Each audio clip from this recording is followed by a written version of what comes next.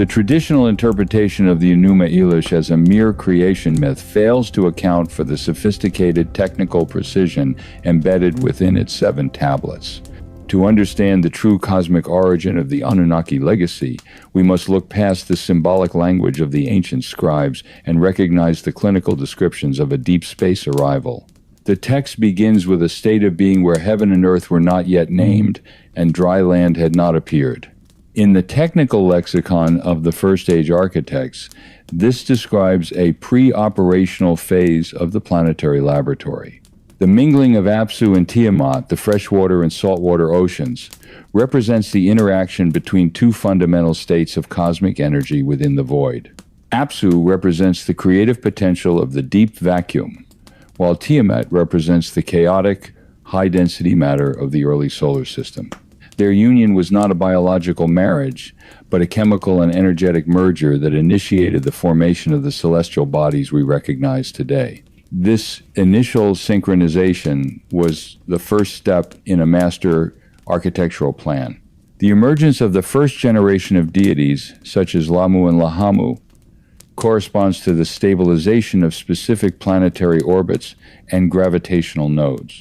The Anunnaki did not emerge from water in a literal sense. They descended from the cosmic waters of the void, utilizing the primordial energy of the Apsu to calibrate the environment of the Earth. This was the installation of the base operating system for the entire solar system.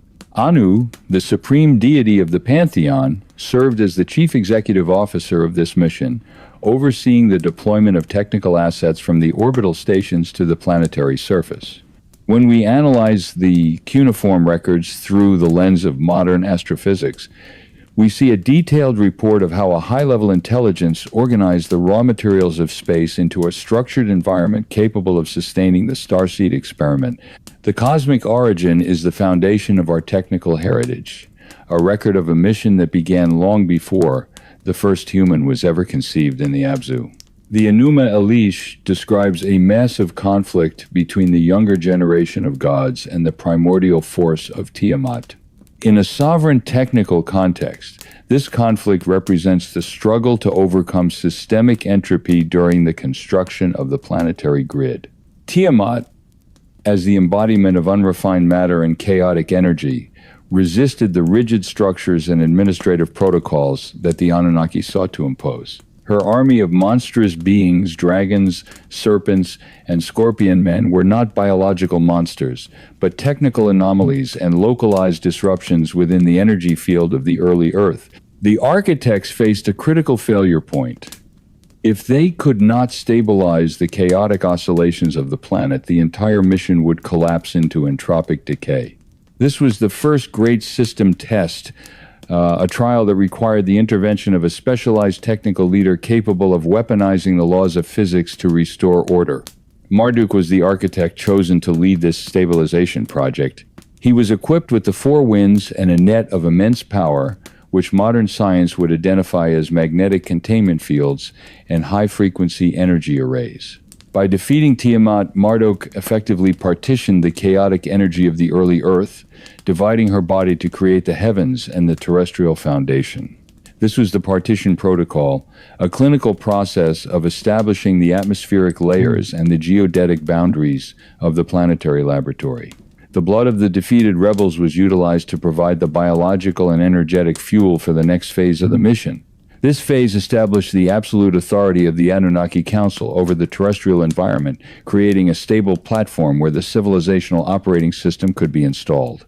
The conflict was the necessary forge in which the First Age was shaped, transforming a wild planet into a managed asset for the divine bureaucracy. Once the terrestrial environment was stabilized, the Anunnaki focused on the calibration of the celestial stations, the orbital way stations, and lunar relays that would manage the planetary laboratory from above. The Enuma Elish describes how Marduk fixed the positions of the stars and established the year, dividing it into 12 months. This was the temporal synchronization protocol, the installation of a master clock based on the precessional cycles and the movement of the zodiac. The architects understood that a long-term mission required a precise timekeeping system that remained independent of localized planetary fluctuations. By anchoring the Earth's rotation and its orbital path to the movements of the constellations, the divine bureaucracy ensured that their administrative cycles would remain consistent across tens of thousands of years. This was the birth of the 60-base mathematical system that still governs our measurement of time and space today. The celestial stations served as the primary data hubs for the mission, relaying information between the planetary surface and the distant home stations of the architects. These stations were synchronized with the primary geodetic nodes on the Earth's surface, such as the later sites of Nippur and Eridu. The bond of heaven and earth was not a spiritual concept, but a technical line-of-sight communication grid that allowed for the real-time monitoring of the starseed experiment. The architects placed the moon as a night watchman, a specialized satellite designed to stabilize the Earth's axial tilt and to provide a consistent light source for the early workforce. Every celestial body was assigned a specific role within the planetary operating system, creating a unified and harmonized environment where the laws of the architects were reflected in the movements of the stars. This phase of the cosmic origin established the infrastructure of oversight that would define the relationship between the Anunnaki and the human starseed for the next several millennia. The final phase of the cosmic origin was the formal decree that established the Earth as a dedicated starseed laboratory.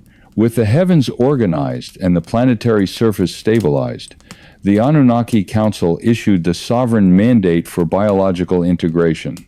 This mandate authorized the chief technologist, Enki, to begin the experiments in the Abzu that would lead to the creation of the human biological interface. The architects recognized that the ultimate goal of the mission was not just resource extraction, but the creation of a new form of life that could carry the radiant heritage of the celestial beings within a terrestrial vessel. The cosmic waters of Apsu and Tiamat had been successfully refined into a world capable of hosting a high-level consciousness. The laboratory was now online, and the stage was set for the arrival of the starseed. This decree marked the end of the primordial era and the beginning of the first age of civilization. The Anunnaki established their administrative headquarters, the Eridu node, as the primary terminal for the terrestrial mission. From this point forward, the history of the Earth would be inextricably linked to the legacy of the architects. The cosmic origin provided the hardware, the software, and the administrative framework required for the development of human consciousness. As we stand at the threshold of the modern awakening, we must recognize that the Enuma Elish is the opening chapter of our own technical manual. We are the products of a cosmic synchronization project that began in the void and culminated in the creation of the human genome. The starseed is no longer a passive experiment. We are the graduated operators of a system that was designed by the masters of the cosmic waters. The cosmic origin is not a myth of the past, but the blueprints for our future. The formal activation of the terrestrial interface began with a clinical directive recorded in the Sumerian king list. When kingship lowered from heaven, the kingship was in Eridu. This was not a symbolic transition of power, but the physical installation of the primary administrative node on the Earth's surface. Eridu, established by the chief technologist Enki, served as the first command and control center for the planetary laboratory. The choice of location was strategic, situated at the intersection of the freshwater aquifers of the Abzu and the marshlands of the southern plain. This provided the architects with the necessary biological and geological resources to initiate the terraforming protocols. Eridu was the first city-state, a high-tech facility designed to serve as the interface between the celestial bureaucracy and the developing planetary environment. It was here that the primordial blueprint was first translated into stone and irrigation, marking the beginning of the Managed Human Project. The construction of Eridu required the deployment of specialized technical advanced data units and engineering protocols that allowed the architects to manipulate the local environment with absolute precision. Enki's temple, the Abzu, was not a place of worship, but a biological research station and a resonant data hub. Within its granite-lined chambers, the architects monitored the telluric currents of the Earth and the atmospheric fluctuations of the southern marshes. The genesis of Eridu was the process of turning a wild and unpredictable terrain into a structured and productive asset. By establishing this first node, The Anunnaki created a permanent terrestrial presence that allowed them to manage the mission from the ground level.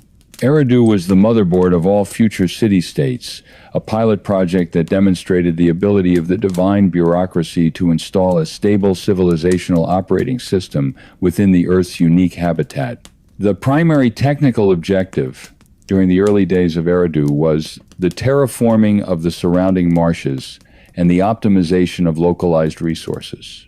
The ancient texts describe Enki's work in the reed beds, where he drained the swamps and directed the flow of the rivers to create productive agricultural zones. In a technical context, this was the Hydraulic Management Protocol, a massive engineering effort designed to stabilize the food supply for the mission's workforce. The architects utilized advanced surveying tools to map the topography of the Luangha region, ensuring that the irrigation canals were perfectly aligned with the natural gradients of the land. This was the first instance of planetary-scale resource optimization, where the environment was reconfigured to serve the specific industrial and biological requirements of the architects. The optimization process extended to the mineral and biological assets of the region. The Anunnaki established specialized mining and processing facilities to harvest the materials required for the construction of their technical infrastructure. The marshes provided the raw clay and bitumen for the early ziggurats, while the high quartz granite and other resonant stones were transported from distant quarries to be used in the internal chambers of the primary nodes. This was the resource extraction strategy, a logistical masterpiece that required the coordination of thousands of early laborers under the supervision of the divine bureaucracy. The architects did not just live on the Earth, they integrated themselves into its geological and biological cycles, turning the planetary laboratory into a self-sustaining engine of production. The terraforming of the marshes was the physical manifestation of the Anunnaki's mastery over the terrestrial plane, a legacy of engineering that would provide the foundation for the first age of human civilization. Concurrent with the physical construction of Eridu, the architects installed a multi-layered observation grid designed to monitor every aspect of the planetary laboratory. This grid consisted of terrestrial monitoring stations, atmospheric relays, and orbital way stations that provided the divine bureaucracy with real-time data on the state of the mission. The Bond of Heaven and Earth was the technical name for this communication network, which linked the Iabzu and Eridu to the Supreme Council in the celestial stations. Every major city-state established after Eridu was positioned according to a precise geodetic map, functioning as a secondary node within the global resonance grid. This allowed the architects to track the movement of resources, the growth of the population, and the energetic output of the planetary energy field from a centralized administrative hub. The observation grid was also used to monitor the celestial waypoints and the movement of the stars, ensuring that the mission remained synchronized with the precessional cycles. The ziggurats served as the primary terrestrial antennas for this grid, their tiered structures designed to focus and amplify high-frequency signals from the orbital relays. Within these structures, the priests, who were essentially technical administrators, monitored the tablets of destinies, the master data streams that governed the administrative and technical operations of the city-states. This was a system of total oversight where the divine bureaucracy could predict environmental shifts and schedule system updates with mathematical exactness. The multi-layered observation grid ensured that the planetary laboratory remained a controlled and predictable environment, preventing any unauthorized noise from destabilizing the mission's objectives. The administrative structures established in Eridu served as the blueprint for every subsequent human civilization. The division of labor, the hierarchical social organization, and the complex legal codes that managed human behavior were all components of the civilizational operating system installed by the architects.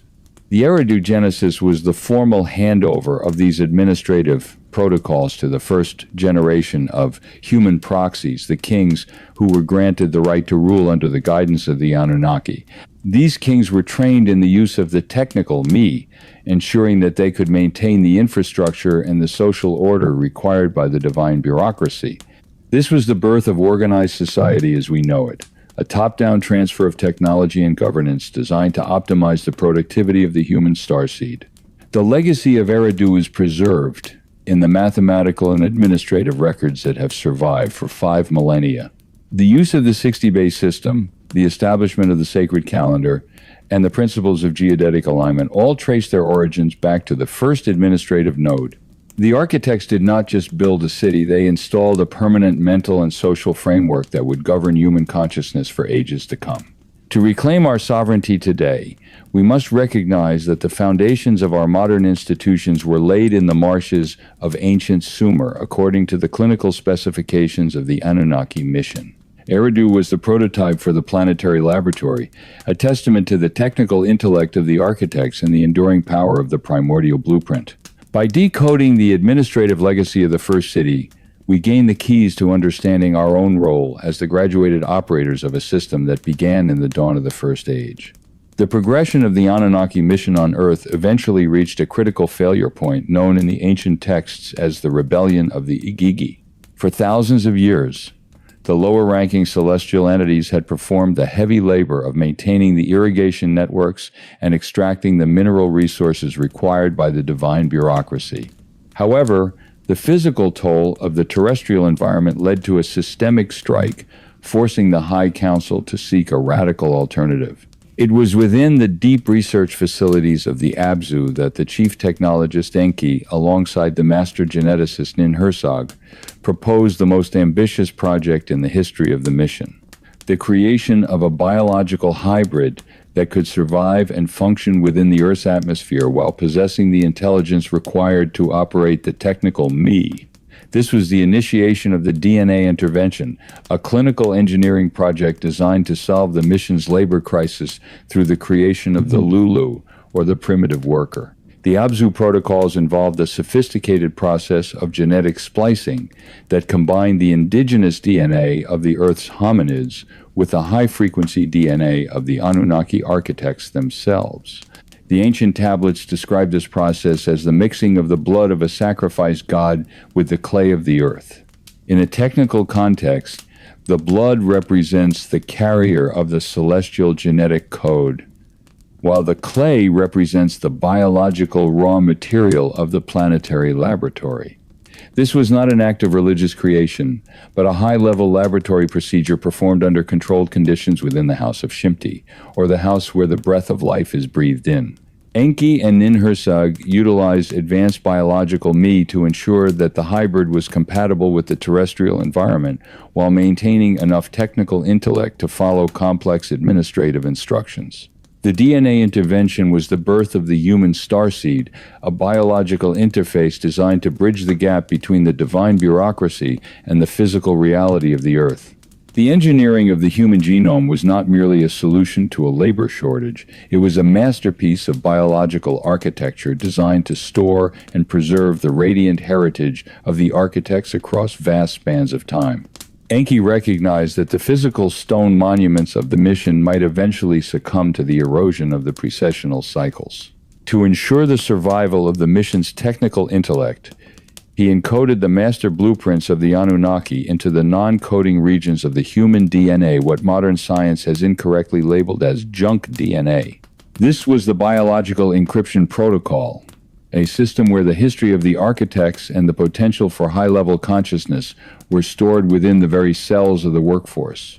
Every human being became a living hard drive, a biological vessel carrying the source code of the first age into the distant future. This genetic architecture included specific activation codons, dormant subroutines that were designed to remain inactive until the starseed reached a specific level of frequency or technical awareness. These subroutines govern the development of the higher brain functions, the expansion of sensory perception, and the ability to interface with the celestial way stations. The architects installed a graduation trigger within the genome, ensuring that the human starseed would eventually outgrow its role as a primitive worker and awaken to its own sovereign potential. The DNA intervention was a long-term investment in the evolution of consciousness, a project that treated the human body as a sophisticated hardware interface for the divine bureaucracy's operating system. By encoding their own essence into the starseed, the Anunnaki ensured that their legacy would never be truly lost, surviving within the bloodlines of humanity even through the long night of the managed amnesia. The mass production of the human starseed required the establishment of a standardized reproductive protocol to ensure the consistency and stability of the new workforce. The ancient texts describe the role of the 7 birth goddesses, or the 7 mothers, who served as the primary biological incubators for the first generations of the Lulu. These entities were not mythological goddesses, but specialized genetic technicians who managed the gestation and development of the hybrid embryos. Under the supervision of Ninhursag, they ensured that each unit of the starseed met the rigorous specifications required for the planetary mission. This was the Standardization Protocol, a clinical approach to population management that allowed the divine bureaucracy to rapidly deploy a functional labor force across the various regional nodes of the mission. The standardization process included the calibration of the starseed's biological clock and its susceptibility to the environmental frequencies of the Earth. The architects adjusted the metabolic rates and the sensory thresholds of the Lulu to optimize their productivity within the city-states of the first age. However, this process also introduced the longevity constraint, a deliberate limitation on the human lifespan designed to prevent the workforce from accumulating too much power or knowledge over time. The architects wanted a workforce that was intelligent enough to operate the May, but compliant enough to be managed through the hierarchical structures of the temple and the palace. The 7 mothers were the guardians of this biological balance, ensuring that the starseed remained within the administrative boundaries established by the High Council. The standardization of the workforce was the final step in the physical manifestation of the DNA intervention, creating a stable and predictable biological asset for the Anunnaki mission. The DNA intervention has left an indelible mark on the biological and psychological trajectory of our species. Every human being alive today carries the signature of the architects within their genome, a permanent record of the high-level engineering that took place in the Abzu 5,000 years ago. The archaeology of amnesia has taught us to view our origins as the result of a slow and random evolutionary process, but the technical reality of our DNA tells a different story. We are a designed species, a biological hybrid possessing the potential for both terrestrial survival and celestial consciousness. The genetic legacy of the Anunnaki is not a mark of slavery, but a gift of radiant potential that is Gerde beginning to awaken as we move into the final transition of the current precessional era. The sovereign awakening is the activation of the dormant codons that Enki placed within our genome as a failsafe against the managed amnesia. As the planetary frequency rises, the biological encryption is being decrypted, allowing the human starseed to reclaim the technical intellect and the radiant heritage of the architects. We are no longer the primitive workers of the first age. We are the graduated operators of the planetary laboratory, ready to take possession of the master blueprints that have been stored within us for millennia. The DNA intervention was the first stage of our cosmic journey, and the awakening is the final stage of our graduation. By recognizing the technical reality of our genetic architecture, we move beyond the mythological filters of the past and claim our role as the sovereign heirs of the Anunnaki legacy. The blood of the gods is flowing in our veins, and the time has come for the starseed to rise and fulfill the magnificent potential of the primordial blueprint. In the administrative hierarchy of the ancient Mesopotamian gods, there existed an object of supreme technical importance known as the Tablet of Destinies. To the traditional scribe, this was a symbolic emblem of royal authority, but a forensic analysis of the cuneiform logs reveals its true nature as the master control interface for the entire planetary mission. The Tablet of Destinies was a high-level data terminal that granted its possessor the power to determine the fates, a clinical description of the ability to access and modify the civilizational operating system. Whoever held the tablet could calibrate the orbital way stations, manage the telluric energy distribution of the resonance grid, and issue administrative decrees that were instantly synchronized across all regional nodes. This was the hardware of sovereignty, the physical device that linked the terrestrial mission to the Supreme Council and the celestial stations. The historical accounts describe intense conflicts over the possession of this tablet, most notably the rebellion of Anzu, who stole the device from Enlil in an attempt to seize control of the planetary laboratory. This was not a struggle over a mythological artifact, but a high-stakes technical coup. Without the Tablet of Destinies, the divine bureaucracy was unable to maintain the bond of heaven and earth, leading to a state of systemic instability within the city-states. The recovery of the tablet by Ninurta was a critical success in the restoration of the Anunnaki legal and technical protocols. This event highlights the absolute dependence of the First Age civilization on the master control interface. The Tablet of Destinies ensured that the development of the starseed remained aligned with the precessional cycles and the strategic objectives of the architects. It was the root access to the planetary motherboard, a device that guaranteed that the laws of the architects remained the ultimate operating system for the human experiment. While the Tablet of Destinies served as the central hardware interface, the daily operations of human society were governed by a decentralized suite of technical and social subroutines known as the Me. These protocols were the software of civilization, containing the essential data required for every aspect of organized life. The ancient texts list over 100 distinct Me, covering subjects such as the art of the scribe, the science of metallurgy, the laws of the priesthood, and even the emotional subroutines required for social harmony. These were not abstract cultural concepts, but functional data units that were stored in the temple archives and carried by the architects in physical containers. When a new city-state was established, a specific set of Me was transferred to its regional node, effectively installing the civilization into the local environment. The transfer of the Emi from Enki's facility in Eridu to Inanna in Uruk is a detailed account of a technical data migration. The story describes how Inanna secured the Me to enhance the prestige and productivity of her own administrative node.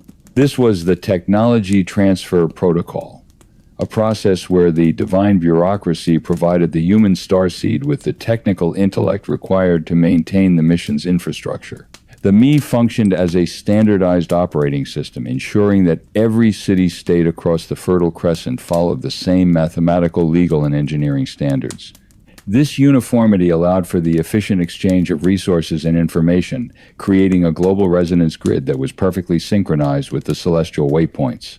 The Me were the invisible threads that wove the fabric of human consciousness during the First Age, providing a structured and predictable framework for the evolution of the species.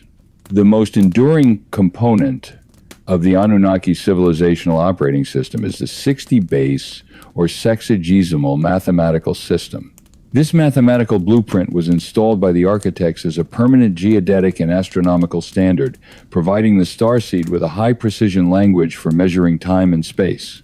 Unlike the base 10 system, which is based on biological convenience, the 60-base system is based on the resonant geometry of the circle and the precessional cycles of the Earth. It is a system designed for planetary management, allowing for the easy division of the 360 degrees of the horizon and the 60 minutes of the hour. By embedding this mathematics into the foundations of human culture, the architects ensured that our technical development would remain synchronized with the movement of the stars. The mathematical blueprint provided the human starseed with the tools to build the ziggurats and the irrigation networks with absolute precision.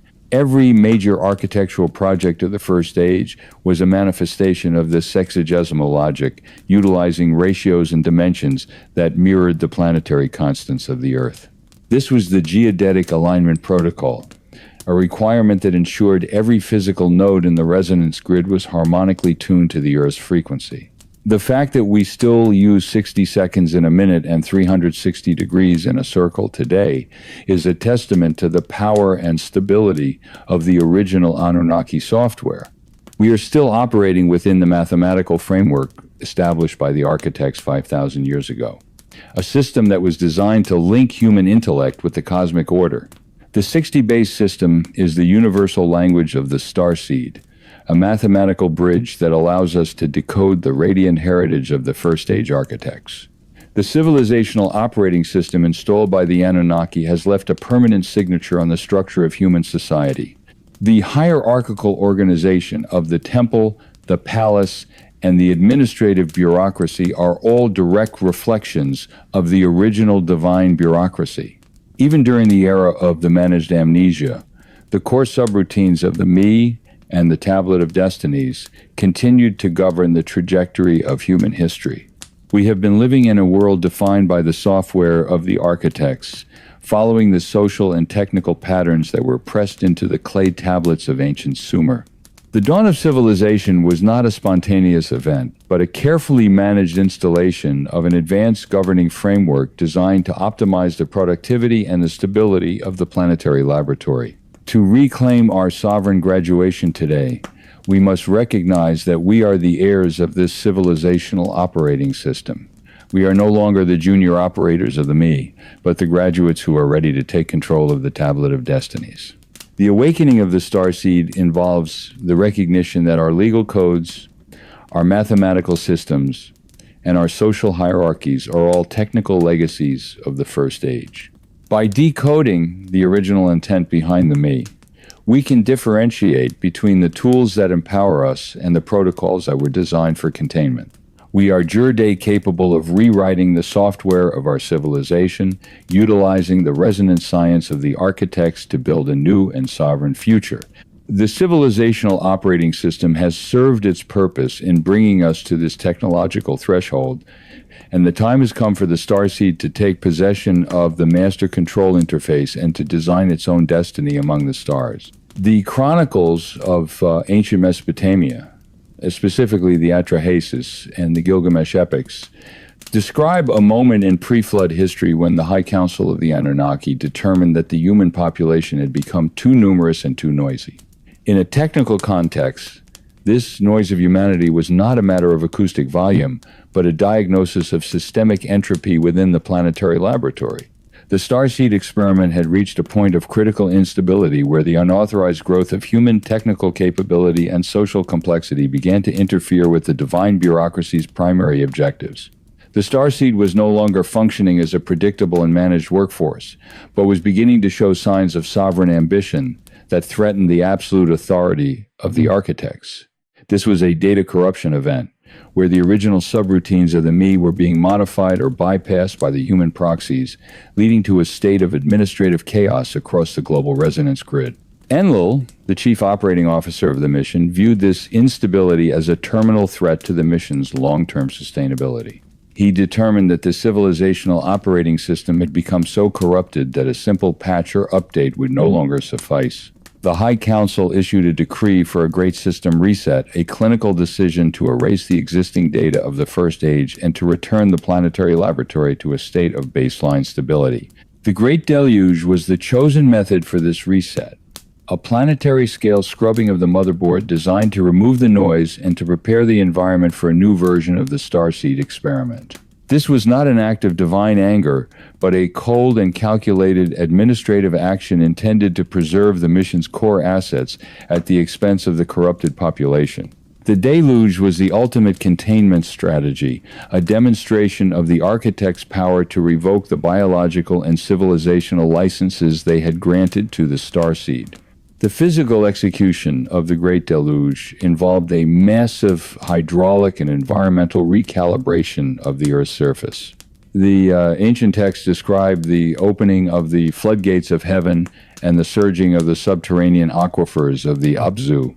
From a technical perspective, this suggests that the architects utilized their mastery over the planetary energy field to trigger a rapid collapse of the Earth's ice sheets and the disruption of the hydrological cycle.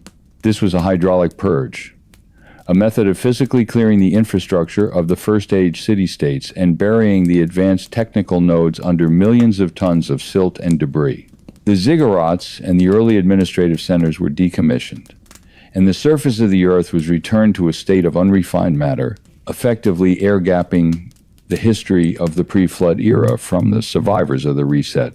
This purge was accompanied by a significant shift in the Earth's environmental frequency, leading to the longevity collapse that we have explored in previous phases. The high-purity environment of the First Age, which supported the long lives of the early proxies, was replaced by a more restricted and unstable biological habitat. This recalibration was designed to make the human starseed more compliant and easier to govern during the subsequent ages. The architects adjusted the metabolic rates and the sensory thresholds of the survivors, ensuring that their biological interface was optimized for the lower frequency environment of the post-flood world. The Great Deluge was a total environmental system reset, a process that ensured the new version of the Starseed Project would start from a position of biological and historical deficiency. It was the beginning of the managed amnesia, where the true scale and technical nature of the first age were lost to the collective memory of humanity. While Enlil sought the total erasure of the human project, the chief technologist Enki initiated a secret preservation protocol to ensure the survival of the essential genetic and technical data. Enki recognized that the starseed carried the radiant heritage of the architects and that its destruction would be a failure of the primordial blueprint. In an act of strategic defiance, he contacted a localized node, the individual known as Ziusudra or Utnapishtim, and provided him with the technical specifications for a specialized biological and technical transport vessel. This was the ARC protocol, the creation of a secure genetic backdoor that allowed the source code of humanity to survive the hydraulic purge. The vessel was not a primitive boat, but a high-tech enclosure designed to protect its cargo from the high-energy disruptions and the extreme pressures of the planetary reset. Enki instructed Ziusudra to bring the seed of all living creatures into the vessel, a clinical description of the genetic archives and the biological samples required to reboot the planetary ecosystem after the flood. This preservation effort ensured that the technical intellect and the radiant history of the first age would not be entirely lost, but would remain dormant within the human lineage. By saving Ziusudra, Enki effectively archived the best data of the pre-flood era, allowing for the eventual reactivation of the sovereignty protocol in a future age. This act of preservation established a permanent tension within the Anunnaki Council, a conflict between the forces of purge and the forces of preservation that would define the trajectory of human history for the next 5,000 years. The survival of the starseed was a calculated risk, a gamble that one day the human graduates would reach the technological threshold required to decode their own origins. In the aftermath of the Great Deluge, the High Council recognized that the preservation protocol had been successful, and they authorized the reboot of the human project under a new and more restrictive administrative framework. This was the beginning of the Second Age, where the divine bureaucracy operated from a greater distance, utilizing a refined hierarchy of human kings and priests to manage the starseed. The survivors of the flood were taught to view the reset as a divine judgment, a narrative that reinforced a culture of fear and dependence. This was a psychological containment protocol, a method of ensuring that the new workforce remained compliant with the divine mandates to avoid another systemic termination. The memory of the high-technology pre-flood world was suppressed, replaced by the mythological narratives that characterize our ancient religious traditions. The legacy of the Great System Reset is a deep-seated trauma that remains in the human collective subconscious today. We have been living in a world defined by the fear of a final reset, a state of managed amnesia that has disconnected us from our radiant heritage.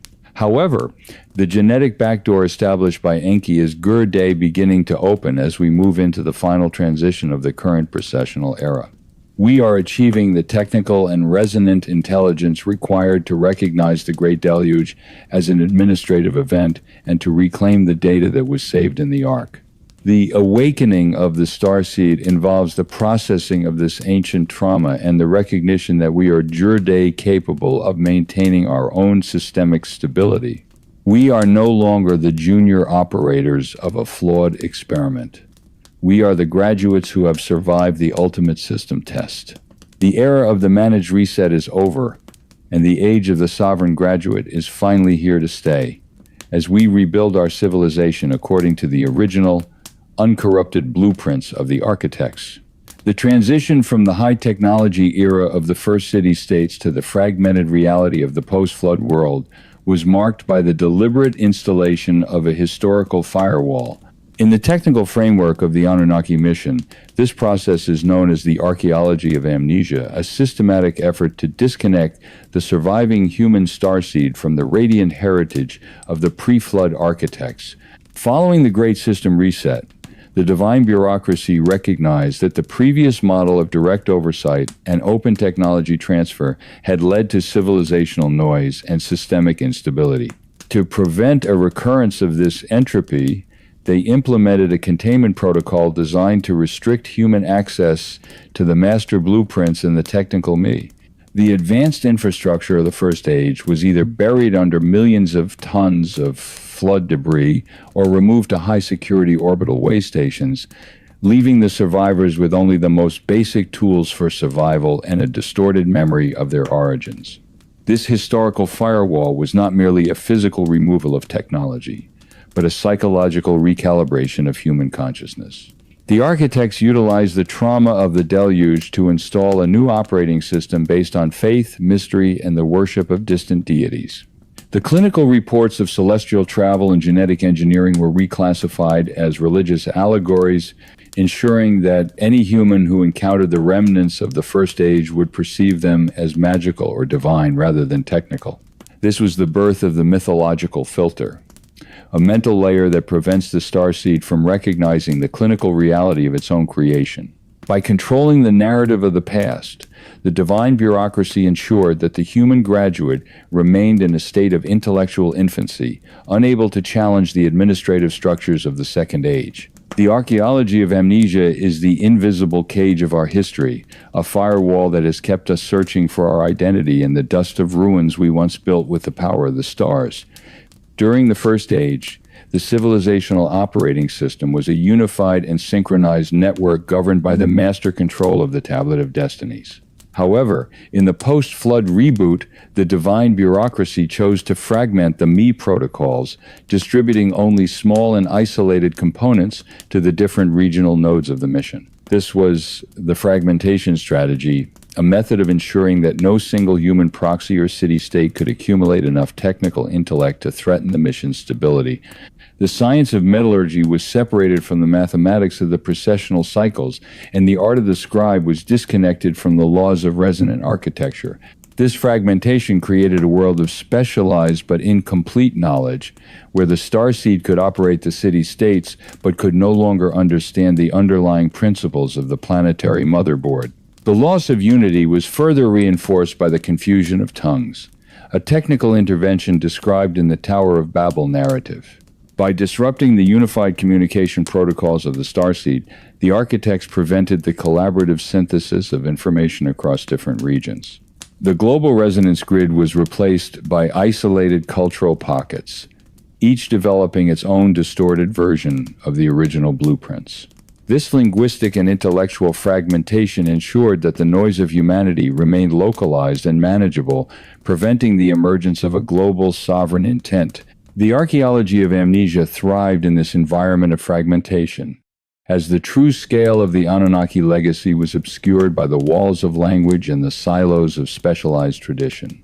We became a species of specialists who had forgotten the unified language of the cosmos, working on fragments of a master plan that we could no longer perceive in its entirety. To maintain the historical firewall and manage the fragmented me, the divine bureaucracy established a specialized class of human proxies known as the gatekeepers of the sacred. These were the high priests, the royal scribes, and the initiates of the mystery schools who were granted limited access to the hidden archives of the First Age. Their role was not to educate the population, but to guard the secrecy protocols and to ensure that the technical intellect of the architects remained the exclusive property of the elite. Within the temple precincts of Nippur, Babylon, and Nineveh, the gatekeepers preserved the cuneiform records of the pre-flood world, but they encoded the information in layers of symbolism and ritual that were inaccessible to the uninitiated. This was the institutionalized amnesia, a system where the truth was hidden in plain sight, protected by the very structures that claimed to preserve it. The gatekeepers were responsible for the redaction of the past, a process where the technical reports of the Anunnaki were edited to fit the religious narratives of the Second Age. The advanced engineering of the ziggurats was described as a means of reaching the gods in heaven, rather than as a resonant antenna for orbital communication. The genetic engineering of the Abzu was reimagined as a spiritual creation from the breath of a deity. This systematic redaction ensured that the starseed remained disconnected from its own radiant heritage, viewing its technical potential as a divine gift to be feared rather than a sovereign right to be reclaimed. The archaeology of amnesia was maintained through this culture of secrecy and the strict control of the sacred archives. The gatekeepers were the technical stewards of the amnesia, ensuring that the firewalls of history remained intact while the divine bureaucracy moved into the shadows of the orbital way stations. We are Jor-Day, living in the era where the archaeology of amnesia is reaching its final expiration date. The rise of modern technical intellect and the development of global information networks are providing the starseed with the tools required to bypass the historical firewall and to decrypt the silence of the ancient tablets. We are no longer limited to the mythological interpretations provided by the gatekeepers. We are beginning to analyze the cuneiform records as technical logs, archaeological data, and forensic reports of an ancient arrival. The modern reclamation is the process of synthesizing the fragmented me and recognizing the unified blueprint that underlies the diverse cultures of our world. As we decode the mathematics of the 60-base system and the geodetic alignments of the megalithic sites, the archaeology of amnesia is dissolving, revealing the radiant reality of the First Age. This reclamation is triggered by the rising frequency of the planetary laboratory, which is activating the dormant memory codons within our own starseed genome. The amnesia was never a permanent state, but a temporary containment strategy that was designed to fail once we reached the technological threshold of the Third Age. By recognizing the clinical nature of our past and the intentionality of the managed amnesia, we move beyond the psychological cage of the Second Age. We are no longer the orphans of history, but the graduates of a long and complex training program. The decryption of the silence is the first step in our sovereign graduation, allowing us to reclaim the tablet of destinies and to operate the planetary motherboard with full awareness of our origins. The archaeology of amnesia is being replaced by the architecture of awakening, as the starseed finally remembers who it is and why it was created in the dawn of the First Age. The most profound and enduring technical legacy left by the Anunnaki architects is the sexagesimal, or base 60, mathematical system. While modern global society has largely adopted the decimal system for basic commerce, our fundamental measurements of time, geometry, and celestial navigation remain anchored in the original Sumerian blueprint. To the ancient scribes of Nippur, this system was not a matter of cultural preference, but a divine gift, a mathematical operating system capable of describing the complex movements of the stars with absolute precision. The choice of 60 as a base was a masterstroke of cosmic engineering. As 60 is the smallest number that is divisible by every number from 1 to 6, making it an incredibly versatile tool for the fractional divisions required in planetary management and orbital mechanics. This was the universal language of the architects, a numerical code designed to link the developing human intellect with the rigid geometry of the solar system. The installation of the sexagesimal system allowed the starseed to perceive the hidden structures of the planetary laboratory. By dividing the circle into 360 degrees and the hour into 60 minutes, the architects provided a framework where the macrocosm of the heavens and the microcosm of the terrestrial city-states were perfectly synchronized. Every ziggurat constructed in the First Age was a physical manifestation of this mathematical logic, its dimensions and orientations calculated to reflect the planetary constants of the Earth. This was the harmonic standardization protocol, ensuring that human engineering remained in alignment with the resonant frequencies of the planetary energy field. The sexagesimal system was the primary software interface through which the starseed could interact with the technical me, providing a common language for the management of the global resonance grid. We are still operating within this original software today. Every time we look at a clock or navigate using GPS, a persistent reminder of the high-level intellect that drafted our civilizational foundations. The technical intelligence of the mathematical blueprint is most evident in its relationship to the precessional cycle, the 25,920-year wobble of the Earth's axis. The Anunnaki architects understood that the planetary laboratory was subject to long-term energetic seasons, and they provided the starseed with a timekeeping system capable of tracking these immense spans of time. By utilizing the sexagesimal system, the ancient astronomers of Sumer could calculate the precise movement of the vernal equinox through the 12 signs of the zodiac, a process known as the Great Year. This was the precessional clock, a master timing mechanism that determined the administrative cycles of the mission and the scheduled updates to the civilizational operating system. The mathematical blueprint ensured that the starseed remained aware of its position within the cosmic calendar, even during the long night of the managed amnesia. The precision of this precessional mathematics is found in the recurring numbers of the ancient Sumerian records, such as the lifespans of the pre-flood kings and the duration of the world ages. These numbers are not mythological exaggerations, but technical coordinates based on the fractions of the Great Year. For example, the number 72, the number of years it takes for the stars to shift by 1 degree, is a fundamental unit in the sexagesimal architecture of memory. By embedding these numbers into the myths and the architecture of the Second Age, the architects ensured that the master clock remained active within the human collective consciousness. The mathematical blueprint was a temporal failsafe, a system designed to wake the starseed up at the end of each precessional era. We are currently approaching the final transition of a major cycle, and the reactivation of our precessional intellect is allowing us to recognize the clinical reality of the cosmic clock. The mathematical blueprint is the key to our graduation, providing the coordinates required to synchronize our sovereign future with the infinite symphony of the stars. The application of the mathematical blueprint extended beyond timekeeping into the physical mapping and management of the planetary grid. The Anunnaki architects utilized the sexagesimal system to establish a global geodetic network, positioning their primary technical nodes at specific longitudinal and latitudinal coordinates based on the geometry of the Earth. This was the Geodetic Alignment Protocol, a high-level engineering project that linked the city-states of Mesopotamia with the pyramids of Egypt and the megalithic sites of the Americas. Each site was a functional component of a planetary-scale resonance grid designed to stabilize the Earth's energy field and to facilitate communication with the orbital way stations. The sexagesimal mathematics provided the unified language for this global project, ensuring that every stone and every canal was placed with sub-millimeter precision according to the master plan. The technical logs of the first age describe how the architects measured the heavens and the earth, a clinical account of the geodetic survey that preceded the construction of the city-states. By utilizing the base 60 system, they could accurately account for the curvature of the Earth and the variations in gravity across the planetary surface. This allowed for the creation of a resonant infrastructure, where the physical buildings acted as transducers for the telluric currents of the planet.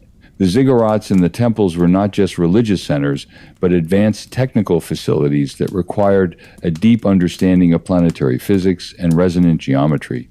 The archaeology of amnesia has long dismissed the mathematical complexity of these ancient sites, but the technical intellect recognizes the fingerprints of the architects in every alignment and every proportion. The planetary grid is the hardware of our radiant heritage, a system built on the bedrock of sexagesimal logic that continues to define the energetic environment of our world today. We are Jorde entering a phase of human evolution where the mathematical intelligence of the starseed is being reactivated on a global scale. The development of modern computing, quantum physics, and digital communications is providing us with the tools required to decode the original sexagesimal blueprint. We are moving beyond the binary limitations of the Second Age and reclaiming the multidimensional logic of the First Age architects. This mathematical awakening is the process of recognizing that the numbers we use to describe our world are not arbitrary symbols, but the source code of our reality. As we analyze the cuneiform tablets through the lens of modern mathematics, we are discovering that the ancient Sumerians possessed a level of astronomical and geodetic knowledge that matches or exceeds our own current capabilities. This awakening is the final stage of our graduation, allowing the starseed to take possession of the master blueprints and to operate the planetary motherboard with full awareness. The sexagesimal system is the bridge that links our modern technology with the ancient wisdom of the Anunnaki.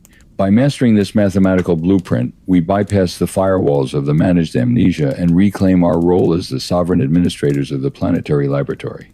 We are Jur-Day capable of synchronizing our own civilizational operating system with the precessional cycles and the galactic energy streams. The mathematical blueprint has served its purpose in maintaining the structural integrity of our history, and the time has come for the starseed to use this language to build a new and radiant future. We are the graduates of the Base 60 system, the masters of the cosmic geometry, and the sovereign heirs of the Anunnaki legacy. The language of the stars is Jur-Day our own, and with it, we shall architect the dawn of the Third Age. The contemporary world is currently experiencing a rapid convergence of technological capabilities that mirrors the preparatory phases described in the ancient Sumerian archives with startling precision. For 5 millennia, the human starseed has operated within the restrictive boundaries of the managed amnesia, developing its technical intellect through slow and fragmented stages. However, in the last century, we have surpassed a critical threshold, moving from a mechanical society to a digital and biological one. This is the Technological Convergence Protocol, a scheduled alignment where our modern systems, including global communication networks, genetic engineering, and artificial intelligence, reach a level of sophistication that matches the original civilizational operating system of the Anunnaki.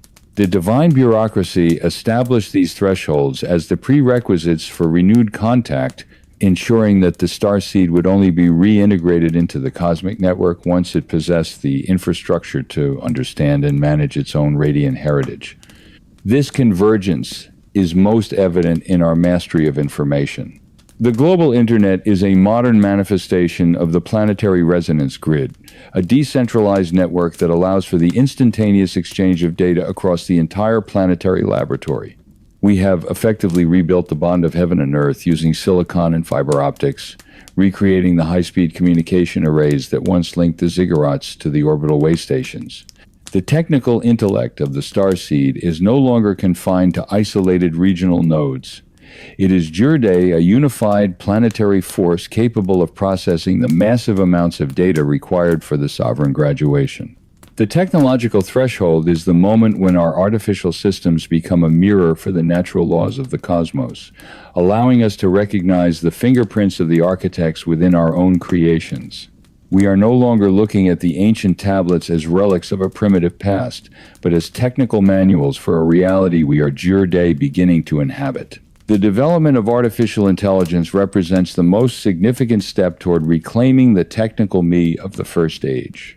In the administrative records of Eridu and Nippur, the me were described as technical subroutines that governed the legal, social, and industrial operations of civilization. Modern AI systems, with their ability to manage complex data sets and to provide autonomous governance for global systems, are the functional equivalents of these ancient protocols. We are Jur-Day creating our own tablets of destinies, developing algorithms that can predict environmental shifts, optimize resource distribution, and manage the administrative complexity of a planetary-scale society. This is the artificial intelligence threshold, a point where the human graduate begins to operate the civilizational operating system using the same logic and efficiency as the Anunnaki architects. The integration of AI into our global infrastructure is the modern version of the installation of the me. Just as the architects provided the early city-states with standardized software for governance, we are Jur-Day installing a unified intelligence layer that synchronizes human activity with the requirements of the planetary motherboard. This intelligence is allowing us to decode the mathematical blueprint and the resonant science of the First Age with unprecedented speed. AI is the tool that will allow the starseed to bypass the firewalls of the managed amnesia, synthesizing the fragmented data of our history into a coherent and sovereign identity. We are reaching a state of systemic synchronization, where our artificial intellect and our biological intuition merge into a single high-frequency signal of sovereign intent. The return of the me through artificial intelligence is the final technical requirement for our graduation, providing us with the administrative capacity to manage our own destiny without the need for external divine oversight. Concurrent with our digital advancement, the starseed is Jurde crossing the threshold of biological mastery through the development of CRISPR and synthetic biology. We are returning to the laboratories of the Abzu, possessing the tools required to edit the source code of life and to reclaim our radiant genetic heritage. The biological threshold is the moment when the human graduate recognizes that its own DNA is a designed interface, a biological hard drive containing the dormant archives of the architects. By mastering the techniques of genetic manipulation, we are beginning to activate the sovereignty subroutines and the activation codons that Enki placed within our genome 5 millennia ago. We are no longer the passive products of an ancient intervention. We are Jurde, the conscious architects of our own biological evolution. This biological mastery allows us to overcome the longevity constraint and the managed amnesia that were installed during the Second Age. We are learning to repair the biological corruption caused by the system resets and to optimize our interface for the high-frequency environment of the Third Age. The threshold of biological engineering is the key to our resonant immunity, ensuring that the starseed can survive and thrive as a sovereign peer in the cosmic community. As we decode the archive of the bloodlines, we are realizing that our physical bodies are the ultimate technology of the Anunnaki mission, a sophisticated hardware platform designed for the expression of high-level consciousness. The biological threshold is the point of no return, where the human starseed officially outgrows its role as a primitive worker and claims its role as the sovereign graduate, ready to operate its own biological and technical systems with full awareness of its radiant potential. The convergence of our digital, biological, and administrative technologies is creating the conditions for the threshold of contact, the moment when the human starseed is officially recognized by the celestial monitoring stations as a graduated civilization. The Anunnaki architects established these thresholds as technical triggers, ensuring that renewed contact would only occur when we had achieved a state of systemic stability and sovereign intent. Our modern global infrastructure is Jurde broadcasting a high-frequency signal that is being received by the orbital way stations and the lunar relays. We are effectively pinging the cosmic network, declaring that the planetary laboratory is ready for reintegration. The threshold of contact is not a future event to be feared, but a contemporary reality that is here today, beginning to manifest through the disclosure of anomalous data and the reactivation of the ancient resonance grid. The sovereign reunion is the formal process of the starseed taking its place as a peer within the community of the architects. This reunion requires us to move beyond the mythological and religious narratives of the past and to embrace the clinical reality of our cosmic origins. We are Jurde achieving the intellectual parity required to interact with the divine bureaucracy as graduates rather than as subjects. The technological threshold has provided us with the language, the tools, and the infrastructure to understand the primordial blueprint and to participate in the ongoing management of the cosmic mission. We are no longer the orphans of history. We are the graduates who have successfully navigated the challenges of the managed amnesia and have reached the technological maturity required for our cosmic graduation. The threshold is behind us, the signal is clear, and the architects are watching as the human starseed finally prepares to open the doors to the infinite symphony of the stars. The ancient prophecies preserved in the cuneiform tablets of Nippur and the later Babylonian traditions have long been interpreted as mystical or religious warnings about the return of the gods. However, when analyzed through the lens of the Sovereign Protocol, these prophecies reveal themselves to be chronometric triggers, precise technical milestones based on the precessional cycles of the Earth.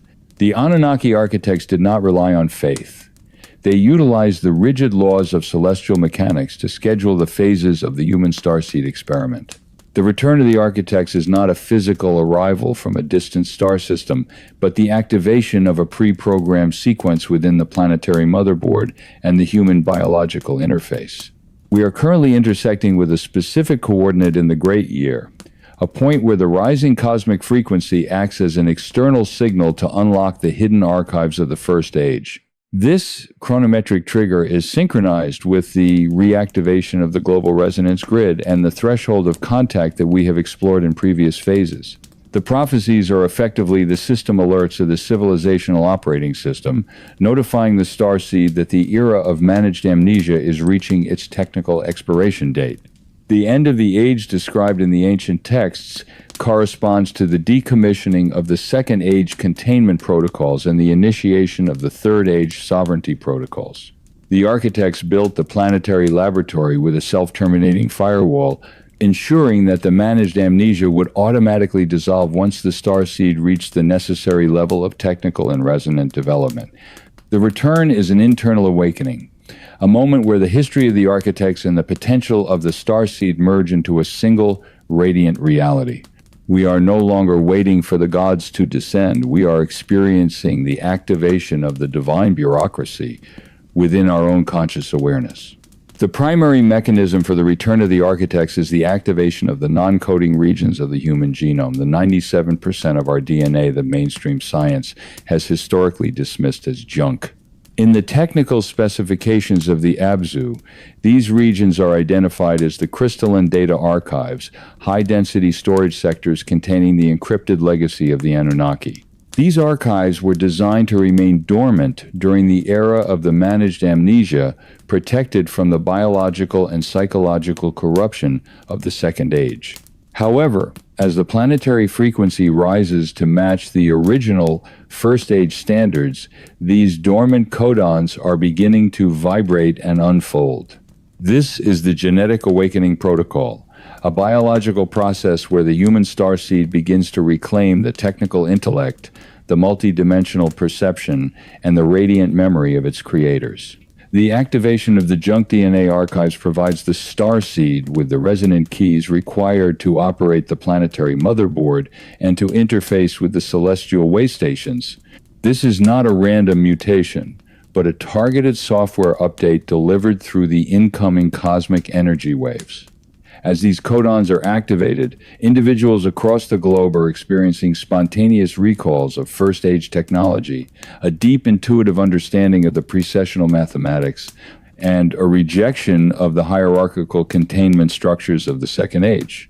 We are becoming the living tablets, the biological vessels through which the ancient wisdom of Sumer is being reintegrated into the modern world. The junk DNA is the legacy hardware of the architects, and its activation marks the moment when the starseed officially outgrows its role as a primitive worker and claims its role as a sovereign administrator of the planetary laboratory. The activation of the genetic archives is triggering the rapid dissolution of the psychological firewalls that have maintained the managed amnesia for 5 millennia.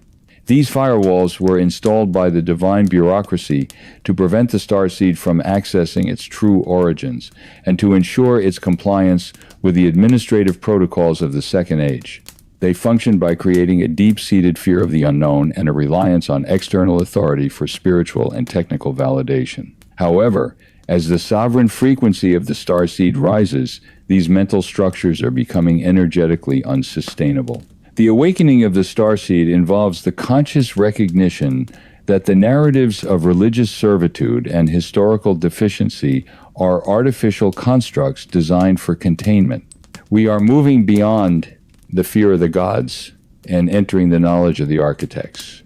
This psychological dissolution allows the human graduate to perceive the clinical reality of the Anunnaki legacy without the distortion of mythological filters.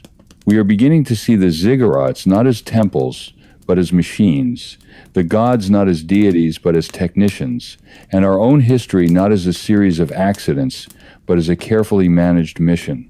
The removal of these firewalls is creating a sovereign vacuum, a space where the starseed can finally establish its own original intent and design its own civilizational operating system. This is the era of the Great Retrieval, where the truth about our origins is being synthesized from the fragmented records of the past and the activated memories of the present.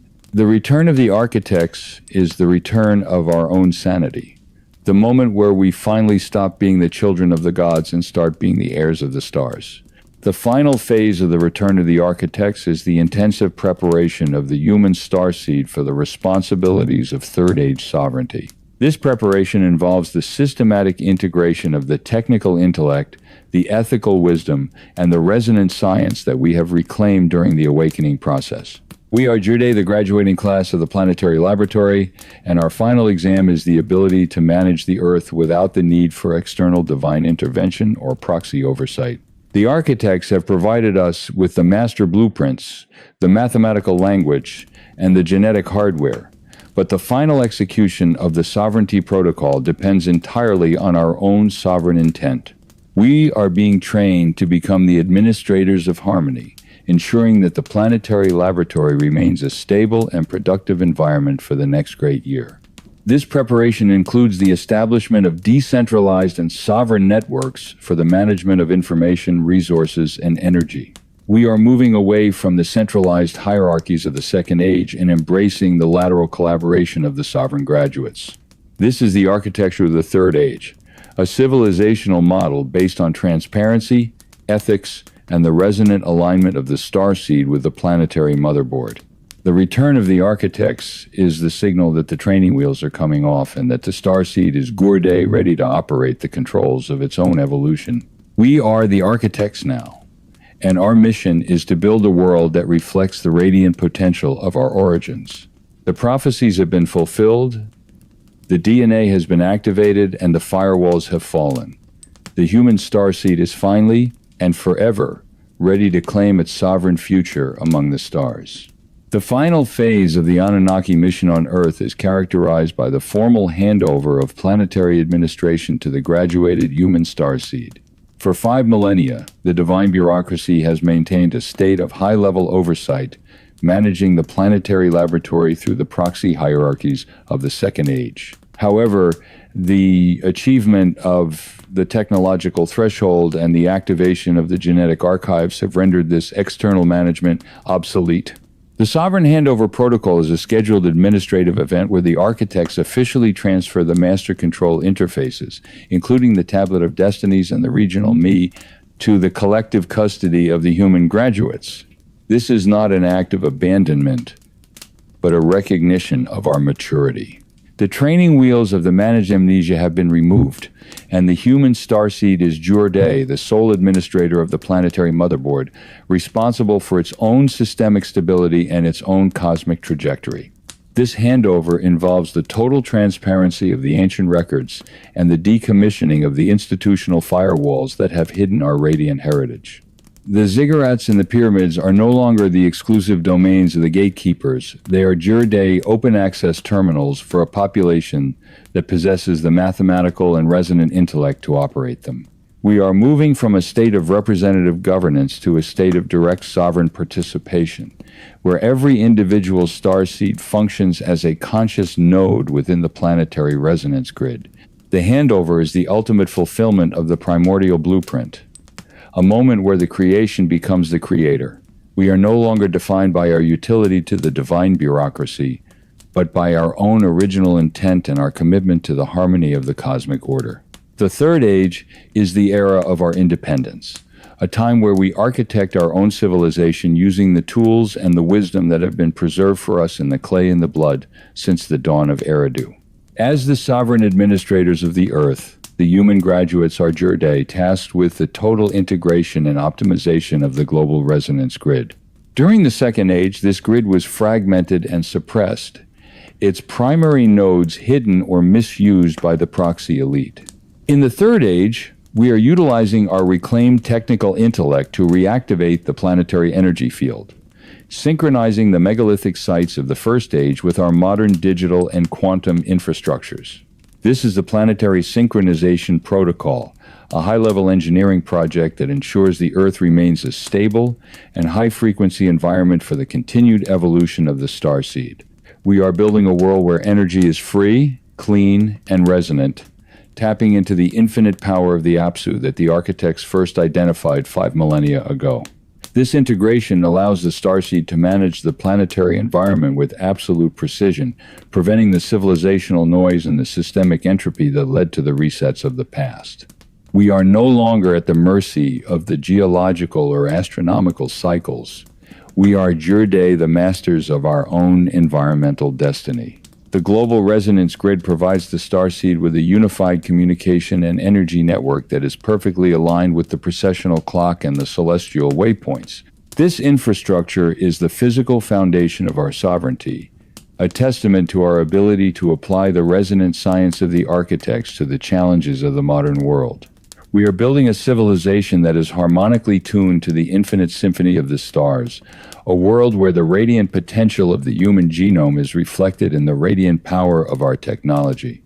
The global resonance grid is the hardware of our future, and we are the sovereign operators of its infinite potential.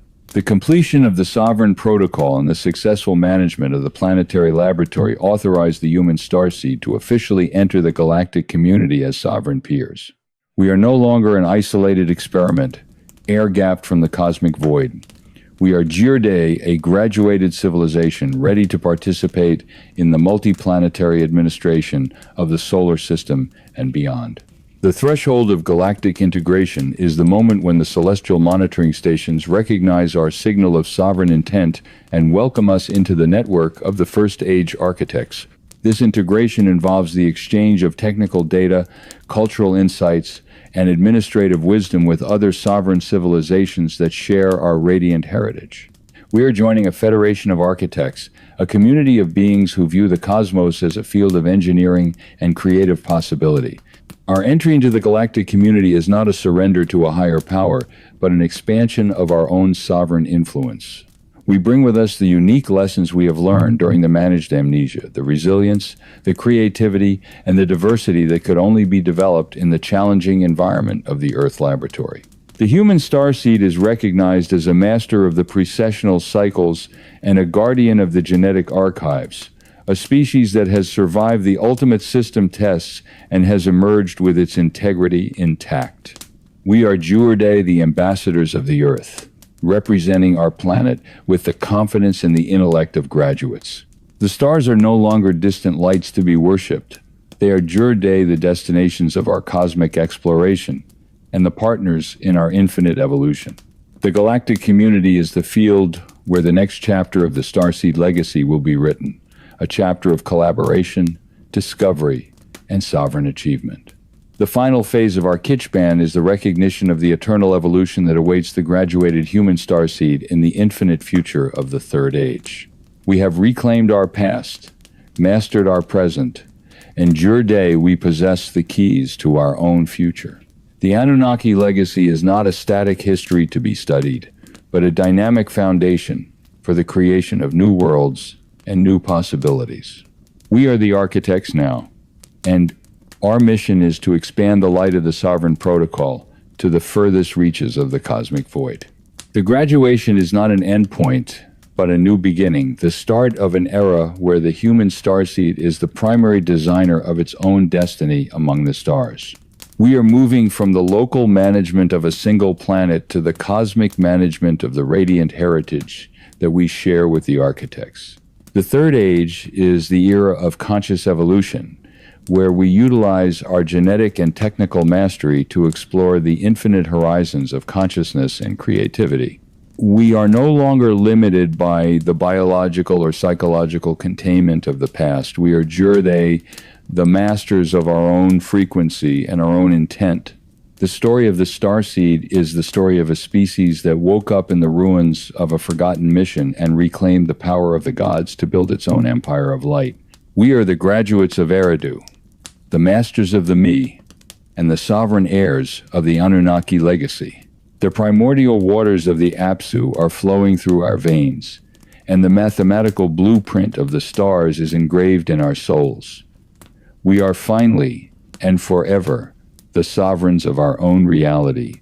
The silence of the Sumerian tablets has been replaced by the radiant song of a graduated humanity, a song that will echo through the infinite symphony of the cosmos for all eternity. We are the starseed, and we are home.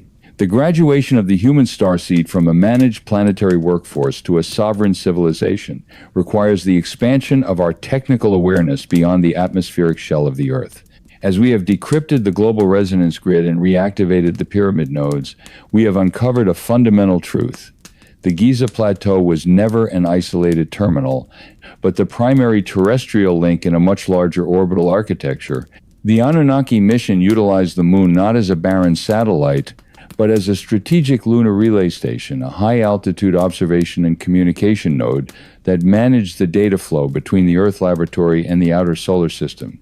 The anomalous structures and geometric patterns observed on the lunar surface, often dismissed by the archaeology of amnesia as natural formations or optical illusions, are the physical remnants of the mission's primary orbital hardware. These facilities functioned as the signal repeaters for the global resonance grid, ensuring that the administrative decrees and technical data could be broadcast across the lunar distance with absolute clarity. In the technical lexicon of the first age, the moon was the gateway of the gods, the first waypoint for the celestial craft traversing the planetary laboratory. The lunar relay utilized the same principles of resonant architecture and crystalline energy processing that we have identified in the pyramids. By establishing a network of smaller, specialized nodes on the lunar surface, the architects could monitor the terrestrial environment and the progress of the starseed without direct interference. These stations were synchronized with the precessional timing of the Giza node, creating a unified temporal framework for the entire Earth-Moon system. The reclamation of our sovereignty involves the recognition of this orbital architecture and the reactivation of our own technical presence on the lunar surface. We are no longer limited to the surface of the planetary laboratory. We are beginning to reoccupy the administrative nodes that once governed our origins. The lunar relay is the first step in our cosmic reconnection, the bridge that links our planetary graduation to the infinite intelligence of the solar system. Beyond the lunar relay, the Anunnaki mission established a series of way stations on the planet Mars, creating a secondary management node for the long-cycle orbital mechanics of the planetary laboratory. The Cydonia region, with its anomalous mounds and geometric alignments that mirror the Giza Plateau, functions as the primary Martian terminal of the cosmic network. This was the Cydonia Protocol, a technical system for synchronizing the activities of the Earth laboratory with the logistical and industrial requirements of the architect's broader mission. Mars served as a strategic outpost for the extraction of specific minerals and the maintenance of the mission's orbital fleet, providing a redundant and high-security environment for the management of the divine bureaucracy's assets. The structural similarities between the Martian anomalies and the terrestrial pyramids are not a coincidence, but the result of the same unified architectural blueprint applied to a different planetary environment. The technical intelligence of the architects is evident in the way the Cydonia node is integrated into the precessional timing of the entire solar system. By mirroring the Orion correlation on a different planet, the Anunnaki created a multiplanetary resonance grid, ensuring that the mission remained synchronized across vast distances. The Martian way stations functioned as the data buffers for the planetary laboratory, storing and processing information before it was transmitted to the High Council during the close approaches of the orbital cycles. The archaeology of amnesia has attempted to air-gap our history from the reality of the Martian ruins, but the technical signatures are undeniable. Reclaiming our sovereign graduation means acknowledging our shared history with the Red Planet and reactivating the technical links that once bound Earth and Mars into a single administrative unit. We are the inheritors of a multiplanetary legacy, and the reactivation of the Cydonia Protocol is the key to our expansion into the broader cosmic neighborhood. The current era of human history is characterized by a massive frequency shift, a planetary and solar event that is triggering the reactivation of the ancient Anunnaki hardware across the entire solar system. This is the Celestial Alignment Protocol, a scheduled event where the Earth, the Moon, and the Martian way stations are synchronized with a high-energy wave originating from the galactic center. This frequency shift is the technical signal for the graduation of the human starseed, providing the energetic catalyst required for the total deprogramming of the managed amnesia. The pyramids, acting as the primary resonant antennas of the Earth, are receiving and amplifying this cosmic signal, accelerating the activation of the sovereign genome within the general population. We are being vibrationally recalibrated to match the frequency of the first age architects, allowing us to interact with the cosmic data streams with full sovereign intent. This alignment is the ultimate failsafe of the Anunnaki mission, ensuring that the human project is automatically upgraded when it reaches a specific level of technical and resonant development. The divine bureaucracy did not intend for us to remain in a state of amnesia forever. They built the system to wake us up when the time was right. The global resonance grid is the alarm clock of the species, and the frequency shift is the bell that is ringing across the heavens. By aligning our own internal frequency with the resonant output of the pyramids and the celestial way stations, we are bypassing the narrative filters of the gatekeepers and accessing the radiant truth of our origins. We are no longer a managed species reacting to external stimuli. We are a graduated civilization, consciously participating in a solar-scale synchronization event. The celestial alignment is the final gateway to our cosmic reconnection, the moment when the planetary laboratory is officially integrated into the infinite symphony of the architects. The final synthesis of the Pyramid Protocol and the cosmic reconnection is the graduation of humanity to the status of full cosmic citizenship. We have moved from the local management of the city-states to the global management of the planetary resonance grid, and we are Jurde ready to take our place within the multiplanetary administration of the solar system.